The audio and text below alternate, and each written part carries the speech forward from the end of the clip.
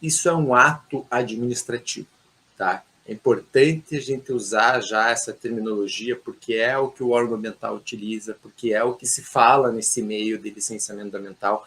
É um ato administrativo, ou seja, existe um documento que culminou numa assinatura que é um processo autorizativo. Basicamente, uma licença ambiental, ela passou por um processo de análise, passou por um protocolo inicial, né? Entrou na esfera administrativa, entrou no órgão ambiental, se gerou um número de protocolos, se começou um processo novo. A partir daquele momento foi analisado pelo órgão ambiental, que gerou alguns documentos, gerou algumas dúvidas, relatórios de vistoria, tal, pendências, né? E culminou num ato, num documento que autoriza o empreendedor a executar determinadas atividades ou a autorizar para ir para a próxima etapa, né? Então, as licenças ambientais no nosso país, a gente já vai falar delas aqui, a gente já vai falar como que o nosso sistema de licenciamento ambiental funciona no nosso país, né? Tanto no âmbito federal, estadual, municipal, mas é importante a gente olhar também para esta perguntinha, né? As pessoas confundem licença ambiental com autorização ambiental. Sim, as pessoas confundem, né? E qual é a diferença? A diferença é que uma autorização ambiental, ela é, assim como uma licença, ela é um ato também administrativo, né? Um documento com papel, com uma assinatura, com carimbo lá de alguém responsável pelo setor de análise do órgão ambiental, mas a diferença entre licença e autorização é que a autorização é para processos mais simplificados, para situações mais temporárias, né?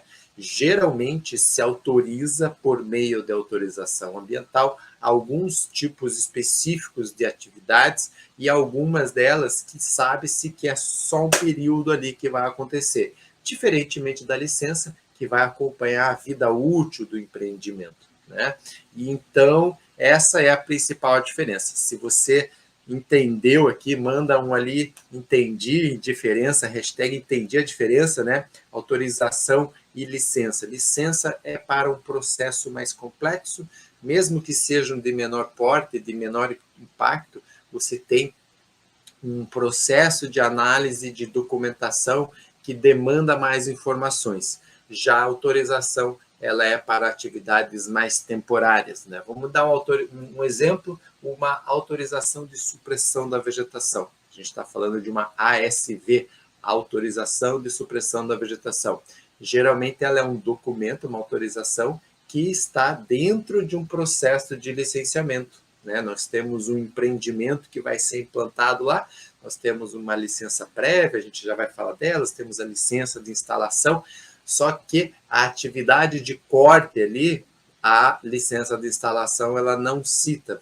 Geralmente ela vai falar que tem que tirar uma autorização específica. Então, a autorização faz o inventário, faz o, né? E acabou a supressão, acabou o corte, acabou a atividade, né? Por isso que é uma atividade temporária, né? Uma autorização de resgate de flora, uma autorização de resgate de fauna, uma autorização de coleta de material biológico, uma autorização ambiental para transporte específico de resíduos. Uma autorização, ela tem um propósito, ela tem um fundo mais temporário, tá? Então, essa é a principal diferença. Se você já está esperto aqui, já deve ter percebido que existe mercado, então, para as duas opções. Opa! Se eu quero trabalhar com licenciamento ambiental e estou focando conseguir um trabalho dentro de um horizonte de 3 meses, eu posso buscar atividades que precisem de licenciamento ambiental pelas licenças mais comuns, as licenças ambientais, assim como eu posso buscar atividades que visem a obtenção de autorizações ambientais. Então, isso muda um pouquinho, né, o escopo, muda um pouquinho o objeto ali, os documentos de entrada, mas os dois, ambos são atos administrativos emitidos pelo órgão ambiental para que você autorize fazer determinada atividade. A autorização mais temporária e a licença mais contínua ao longo da vida útil do empreendimento, né? E, gente, por que, afinal de contas, né, que eu trouxe esse tema, por que entender, né, a gente vai falar delas, as licenças que existem, vai te ajudar a conseguir um trabalho de licenciamento ambiental em 3 meses.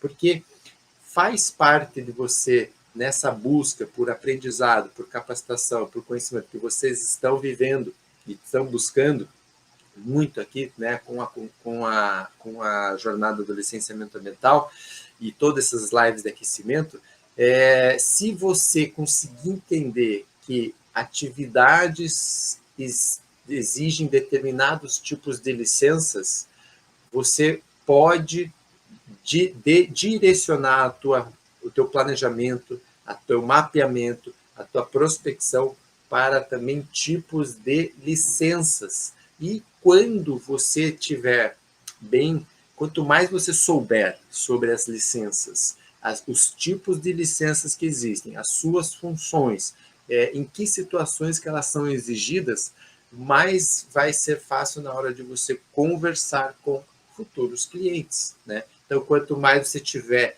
informação para conversar e dialogar com potenciais clientes, muito melhor você vai ter uma visão, né? O cliente vai ver você com uma certa autoridade já. E não é difícil, tá? Eu vou trazer aqui para vocês o conteúdo básico que vai explicar isso daí tudo, mas é lógico que vai depender do aprofundamento de vocês continuarem estudando daí os detalhamentos, até porque nós temos regras nacionais, federais, né, que hoje estão na resolução do CONAMA 237 de 97, é lá que está hoje o arcabouço jurídico que trata desse tipo de licenças que existem no nosso país, mas os estados podem também, e têm, não só podem, como têm, suas legislações específicas estaduais, e eles podem ter tipos e nomes de licenças que só têm determinados estados, e que essas licenças podem ter as mesmas características que outras de outros estados, né? Então, às vezes eu vou estar falando aqui o nome de uma licença e alguém levanta a mão ali e fala, mas e Joaquim, e essa licença aqui, esse daqui tem no meu estado, né? Eu sei disso porque recentemente um dos alunos lá do Espírito Santo, né, o Lucas, que pegou aí o seu primeiro trabalho, ele falou de uma licença específica que a nomenclatura que o órgão ambiental do Estado do Espírito Santo utiliza lá, nós, por exemplo, não temos a mesma nomenclatura ou a equivalente aqui no Estado do Paraná, né? Então, vocês vão encontrar situações específicas, mas o que eu vou trazer aqui vale para todo o país e vai valer, de alguma forma, em algum momento vai valer para você também, né? Quais as vantagens, né, para você conhecer os tipos de licenças ambientais? Dependendo do tipo, a vantagem que é conhecer os tipos de licenças ambientais é que você vai conhecer também, vai saber dizer também sobre o que ela te autoriza, né? Quando você conhece, você tem uma certa vantagem que você tem mais fundamento na hora de argumentar com o seu cliente o que vai acontecer na próxima etapa, né? Mais uma vez, esse tipo de conhecimento, esse tipo de informação passa segurança para o cliente se você te souber e deixar muito claro o que pode e o que não pode, né? Sempre bom lembrar que o órgão ambiental, que é o principal instituição responsável, né, pelas emissões das licenças ambientais e que das suas também condicionantes. É ele que vai dizer quais são as condicionantes para aquela licença estar vigente, elas vão ter que ser seguidas, né?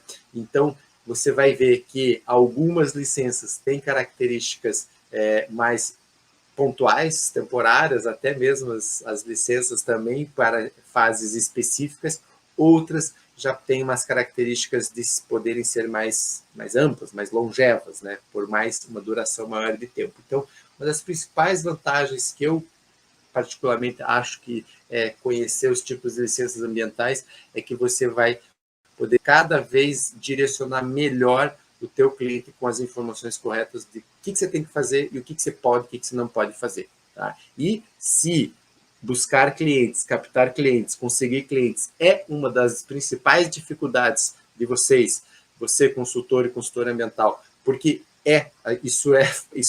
não só se confirma no formulário que eu venho perguntando para as pessoas sobre as suas principais dificuldades, como conversando com colegas também, como com todas as principais profissões, né?